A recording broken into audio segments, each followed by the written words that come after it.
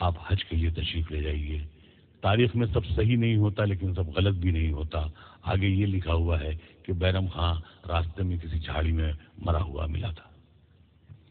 میں نبیل میاں کا شکر گزار ہوں کہ یہاں آس پاس جھاڑیاں نہیں ہیں, ریگستان ہے.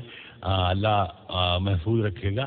لیکن حضرات میں یہ بھی دستاز کرنا چاہتا ہوں کہ اس کا یہ مطلب بھی نہیں ہے کہ مجھے نظامت کرنا نہیں آتی ہے. ایک میری خاتون دوست تھی, ان کی یہاں کوئی بچہ ہوا تو انہوں نے مجھ سے پوچھا کہ منور بھائی اس کا کوئی خوبصورت سا نام بتائیے.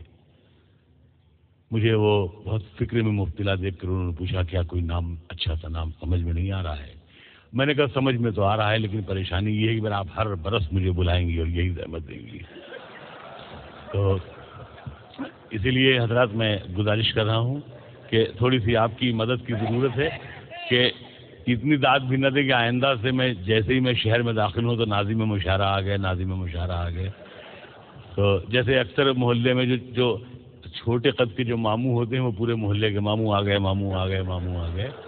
تو میرا خیال ہے کہ اس سے حضرات میری ہنسی تو میرے غموں کا لباس ہے, لیکن زمانہ اتنا کہاں غم شناس ہے. جب میں اداس تھا تو زمانہ تھا مطمئن, اب میں ہوں مطمئن تو زمانہ اداس ہے. معزز حاضرین, آج کے لیے ہمارے لیے سب سے بڑے فخر کی بات یہ ہے, اعزاز کی بات یہ ہے کہ ڈاکٹر مظفر حنفی جو تقریباً 70 کتابوں کے مصنف ہیں, اور میں ایمانداری سے یہ عرض کر رہا ہوں کہ اگر ان کتابوں کو ترازو کے ایک پلڑے میں رکھا جائے, دوسرے میں ڈاکٹر صاحب بیٹھے ہیں, تو کتابوں کا وزن زیادہ ہو جائے گا. آج ایسی شخصیت, ایسی برگزیدہ شخصیت قطر میں تشریف فرما ہے, اور ہمیں یہ اعزاز ہے کہ ہم ان کی صدارت میں کچھ عرض کرنے کی کوشش کریں گے. حضرات, رویندر جیسوال صاحب تشریف لائے تھے. پہلے جو فہرست تھی اس کے مطابق جارج جوزف صاحب جو یہاں کے سفیر ہند ہیں انہیں تشریف لانا تھا, لیکن وہ کسی مصروفیت کی وجہ سے حاضر نہیں ہو سکے یا تشریف نہیں لا سکے. رویندر جیسوال صاحب کو دیکھ کر ہم لوگوں نے آنکھیں سینکی اور یہ سوچنے لگے کہ تم آج بڑے موقع سے محفل میں چلے آئے, ہم لوگ چراغوں کا بدل ڈھونڈ رہے تھے. رویندر جیسوال صاحب نے بہت مختصر تقریر کی, اور آئیے اب اس مشاعرے کا بغیر کسی دل کی محفل تیری یادوں سے سجا دی جائے. ہو گئی شام کوئی شمع جلا دی جائے. غیر ممکن ہے جو دنیا میں ملن روحوں کا, کیوں نہ یہ جسم کی دیوار گرا دی جائے. آئیے حضرت, آج کے اس مشاعرے کے آغاز کے لیے میں سب سے پہلے گزارش کر رہا ہوں, ہماری اس فہرست کے سب سے پہلے شاعر ہوں گے. میں ایک بات اور میں عرض کرنا چاہتا تھا کہ کرکٹ میں یہ حسن کہلاتا ہے کہ اوپنر بیٹسمین کون ہے, مشاعرے میں یہ عیب کہلاتا ہے کہ سب سے پہلے کسے پڑھا دیا گیا. جی بتائیے. لیکن حضرات, مشاعرے اور کرکٹ میں فرق یہ ہے کہ آج جس شاعر کو آپ یہاں مائک پر دیکھیں گے, 50 سال بعد کوئی یونیورسٹی کسی اسٹوڈنٹ کو صرف اس لیے پی ایچ ڈی کی ڈگری دے گی کہ اس نے اس شاعر پر ورک کیا ہے. کرکٹ پر لکھنے والے کسی بھی اسٹوڈنٹ کو پی ایچ ڈی کی ڈگری نہیں ملا کرتی. لہذا میں پوری ذمہ داری, پوری محبتوں اور پورے خلوص کے ساتھ گزارش کر رہا ہوں جناب ضمیر اعظمی سے کہ وہ تشریف لائیں.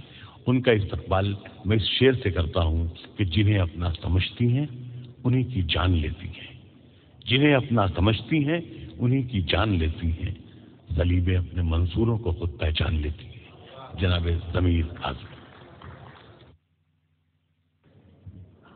چونکہ اعلان کے مطابق 8 بجے اس مشاعرے کا آغاز ہونا تھا, لیکن انتظامی معاملات میں تھوڑی تاخیر ہوئی, جس کی وجہ سے یہ بھی بتایا گیا کہ 1 بجے تک کے لیے ہال کا پرمیشن ہے. مجھے تو نہیں معلوم, لیکن ابھی پچھلے دنوں میں کلکتے کے ایک مشاعرے میں تھا, 1 بجے تک ہال کا پرمیشن تھا. اس کے فوراً بعد معلوم ہے لائٹ بند کر دی گئی, اور انہوں نے کہا کہ نہیں صاحب اس کے بعد مشاعرہ نہیں ہو سکتا ہے.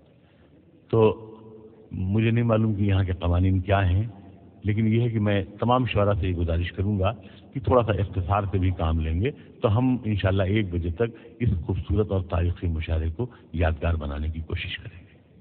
سب سے پہلے تشریف لا رہے ہیں جناب ضمیر اعظمی، وہ اپنے کلام سے نوازیں۔ نہیں ٹھیک ہے حضرات، آج کل سیاست میں سب لوگ جا رہے ہیں تو مائک پر کھڑے ہونے سے پریکٹس ہو جاتی ہے الیکشن میں کھڑے ہونے کی، تو اس بات کی اجازت ہونی چاہیے کہ شاعر کلام کھڑے ہو کر سنائیں تاکہ الیکشن میں کھڑا ہونا پڑے تو وہ پیسے لے کے بیٹھ سکیں۔ السلام علیکم ورحمۃ اللہ۔ میں بغیر کسی تمہید کے صدر محترم کی اجازت سے غزل کا مسئلہ حاضر کر رہا ہوں، سماعت فرمائیں حضرات۔ دل تو تمہیں ہم دے ہی چکے تھے، اب یہ جان بھی تمہاری ہے،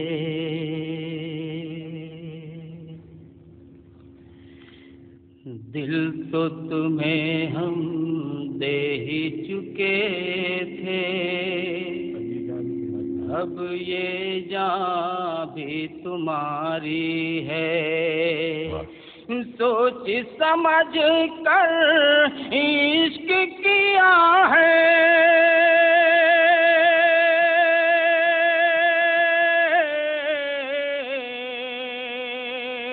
سوچ سمجھ کر عشق کیا ہے، یہ نہ کہو عیاری ہے، واہ واہ واہ، دل تو تمہیں ہم واہ واہ دے ہی چکے تھے،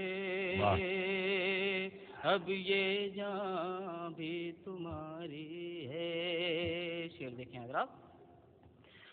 شہر کے بچے بچے نے جب قاتل کو پہچان لیا، کیا اچھا مصرع ہے، شہر واہ، کے بچے بچے نے جب شہر کے بچے نے جب قاتل کو پہچان لیا، رنگ بدل کر ظالم بولا،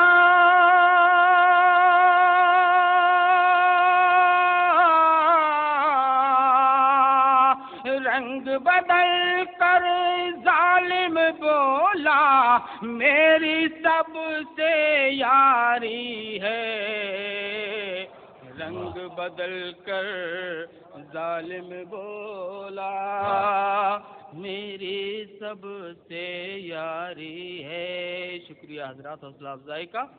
رنگ بدل کر ظالم بولا، میری سب سے یاری ہے۔ بالکل سچا شعر ملاحظہ فرما لیں۔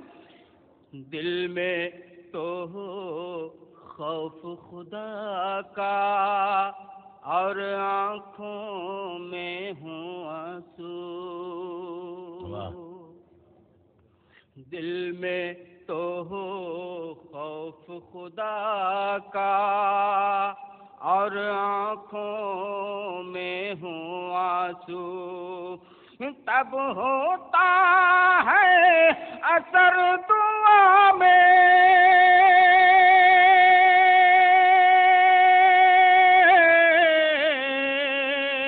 تب ہوتا ہے اثر دعا میں، ورنہ سب مکاری ہے، تب ہوتا ہے اثر دعا میں، دل میں تو ہو خوف خدا کا اور آنکھوں میں ہوں آنسو، تب ہوتا ہے اثر دعا میں،